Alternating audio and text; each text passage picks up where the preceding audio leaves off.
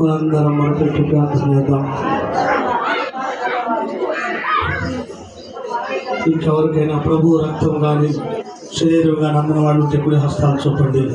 మీ వద్దకు ప్రభు శరీరం రక్తం పంపించబడుతుంది.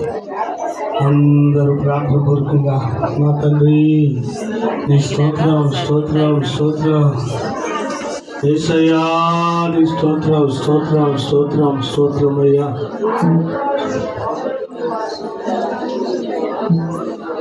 ప్రార్థన సర్వకృపానిధి అయిన దేవుడా, సగత లోక రక్షకుడా, జగన్నాథుడా, నీ స్తోత్రములు స్తోత్రములు స్తోత్రములయ్యా. జగతికి కారణభూతుడా, నీ స్తోత్రములు. నీ అనాది ప్రణాళిక, నీ సంకల్పాన్ని బట్టి జీవనాథుడా నేను స్తుతిస్తున్నాం. నీ జీవాహారంకి నీ జీవజలమును మేము త్రాగుచుండగా నా ప్రభువా, ఈ అమూల్యమైన రక్తము మా దోషాలు పాపాలు మనసాక్షిని అయా సాతాను బతకాలని తొలగించి నీ సన్నిధిలో పరిశుద్ధపరచు.